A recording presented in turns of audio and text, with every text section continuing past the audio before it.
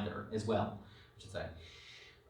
So, again, it's like, you don't have to do this. If you know the market's crashing or you know the great financial crisis is going on, you don't have to do that. So this is sort of we want to say a really actual, genuine, literal bedrock, actual bedrock. We keep bringing up this sort of concept again, right? Is that if you had held and you just suffered all the losses, you'd still be up 13 million versus 500K. It's true that there would have been multi-year periods of severe underperformance, especially during times like the Great Depression and the 1987 flash crash. Why would you hold? But over a long period of time, in this case almost 100 years, the 3 times leveraged position would have outperformed the total return of the unleveraged counterpart by an incredible margin. Index. Obviously, they are extremely risky investment vehicles that should not be used for long-term investing of money that an investor cannot afford to lose. But it is interesting to study the mechanics of how these leverage ETFs work and what it means for long-term investment returns. So even he's giving a warning saying that, like, they're risky vehicles, sure, yeah. Because if you had invested, right, in this kind of crap, sure, that looks like risk, and certainly it is. But the point is, though, is that you are not alone. Right? You have the internet, you have the entire world, you have a collection of all of human knowledge at your fingertips, literally. So, don't worry about it. Like, you're going to be doing just fine, and there's a lot of really good resources out there to be able to know, like, is this a good time for me to be investing, or should I be, like, kind of pulling out some stuff and maybe putting it elsewhere, like real estate or something like that. Point is, though, it's like, yeah, if you're going to be a long-term holder and you're smart about how you go about the situation, which is, again, a lot easier than you think it'd be, you're going to be blowing out of the water the SPY. The SPY can suck a dick. We're doing just fine. All right, so there's that part. The next part here that I wanted to show you guys is an interesting sort of resource. This one is it's the official education or financial education program.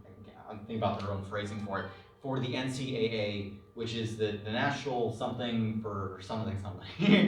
Basketball, the sports. I think it's like basketball. Actually, you know what? Here, now I'm just curious. NCAA.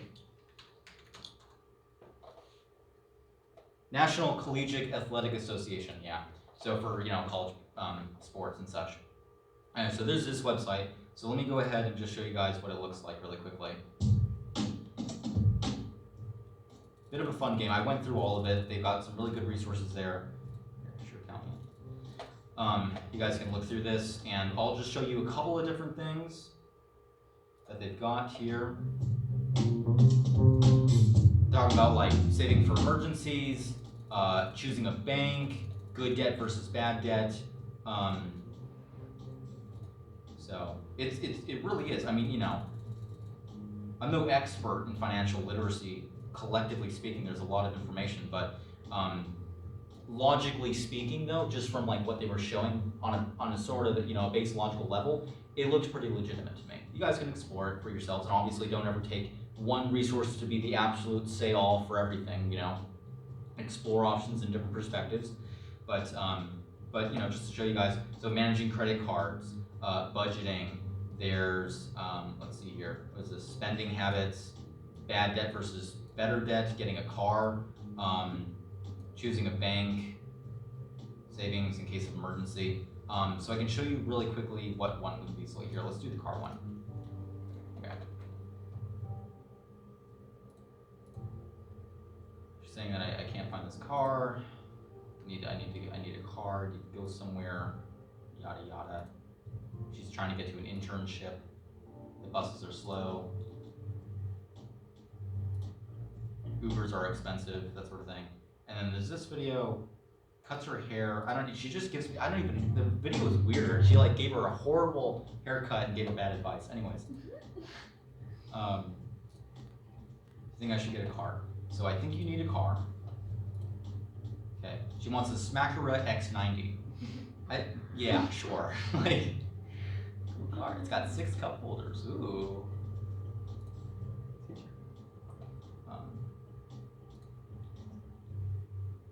So she was saying, use a cost calculator online, and you can do that. Like, there's NerdWallet's pretty good. You can look at this for mortgage calculators and all that sort of thing. So it's definitely out there, and you can use funny enough, you can use a mortgage calculator for like a car one, because you just need to put the cost in, you know, that sort of thing. It's a lot more straightforward. Anyway, so yeah. Or you can look for one specifically for a car, whatever, doesn't matter. Different ways to buy a car. So there's financing. Let's look at financing. So financing means buying a car with a loan, so you end it, so you own it at the end of the contract. So there's that one. And sort of things, she's looking at interest rates, let's say 5 years. Buying and financing a new car, it's important. It definitely isn't cheap. The monthly payments were $474. And then there's leasing. Leasing is renting the car for a few years, right? Just renting the car. You don't own it though, but the monthly payments now, instead of $474, they're now $317. It's a big difference. But it's not just about that. I'll lease my car. There's something else to consider though.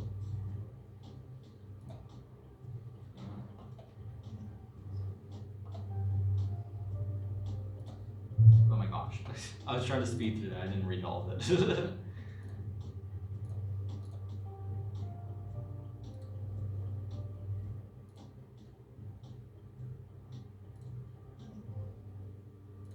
She could buy the car at the end of the lease, but no.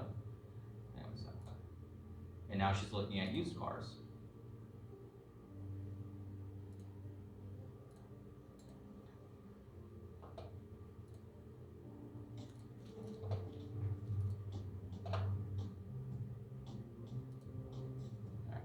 So now here are the different sort of options as she calculates it. So the better option here is the buying used, right? Because she'll have it as, you know, an asset she can sell off. And I think the number of years that she used was like 3 or something like that. I looked this up as well. Between 3 and 5 years seems to be like a pretty good time, because cars depreciate like really heavily during the first like 3-5 years. So getting in at those times is usually pretty good. Also like under 100, under 80,000 miles, also pretty good. You can look at Toyotas and that sort of thing. Those are pretty good cars. We'll talk more about like cars maybe in the future. But just sort of here's a little bit, dipping into that a little bit. So point being though, is that buying used seems would be the best idea. Financing a used car, so she has the asset at the end of it. Reasonable monthly payments, yeah. You can still obviously, you know, look at this at the end of the day. This isn't like necessarily speaking, this is true. You'll still have to explore the options to find out what the specific numbers are for you at the end of the day, but just some ideas, right?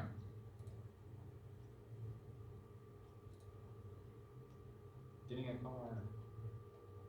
Okay, so I just want to show you guys that really quickly, and then one small part here as well, the end here, is the investment part. So again, they've got go to campus and stuff, and let's see if I can show you guys this really quickly. Okay, so yeah, starting to invest, there's that one. Optimizing student loans, they've got moving out, save for your goals, make it a habit, starting a new job even, and anyway, so you know, good resources here. I've looked through, I'm pretty sure like all of it, and you know, again, good stuff there. One caveat about all of this is that as soon as you get to like the building an investment strategy, investment plan, and starting to invest, cryptocurrencies, actually like pretty true on that one. Just saying like it's a pretty risky asset, and certainly it is now. Starting to invest and all that sort of stuff, but those ones, when you're looking at those ones, take it with something of a grain of salt. They talk about risk here, and that's certainly good and it's healthy, but the certain things that they point to as like, here's like an idea for what you can invest in, don't really have so much of a focus on mine of that one. Again, these guys, this is by the people who are responsible for the Qs, which is the ETF for the NASDAQ. So just as incentivized as, you know, Investopedia or Seeking Alpha or anything like that, you know, these the Fool, these sort of, websites and stock market resources, like here are these stock ideas, just as incentivized to have you investing into the market instead of doing something that will make you more money but doesn't contribute to the market growth itself. Mind you, you won't be, hindered by that if you invest in these, right? But yeah, so just, take that with sort of a grain of salt. But you can look through it. Anyway, though, I guess that was kind of the end. Was there one more part? Oh yeah, really quickly. I want to talk about the benefits of OSNAP and also CalFresh. If you guys have, and also Medi-Cal, if you guys need help, because we were talking about different resources, right? There's the ability to get free internet, that sort of thing. So that's real. That's out there. But if you guys also are struggling on the front of medical care, medical insurance, and also like food, there are programs out there that exactly help you. There's a program on campus, OSNAP, that works with CalFresh to provide food free of cost for students on campus. So that is a real thing. Definitely do look into it. I saved myself, I don't even know how much money. I went there, once a week. That's what they allow, and I definitely got like plenty of food, lots of peanut butter, and it was a great help for me. So I'm sure it would be as well to you guys. And this time around they'll be meeting because over summer. So just say this really quickly for OSNAP on campus here. You do have to be a student here, by the way, as well. But just really quickly though, they'll be here on campus June 9th, 10 a.m. to 4 p.m. And then July, hold on a second. I think it's, wait, let me find it really quickly. It's July 21st. Yeah, June 9th, 10 a.m. to 4 p.m. And then July 21st, 10 a.m. to 4 p.m. They'll be on campus, and I presume as well, still at the same place, right by the Redwood Bowl. You should be able to see that. It's the Student Health Center, something like that. Worst case scenario, go into one of the gyms and ask around, be like, hey, where's Snap? And they'll know.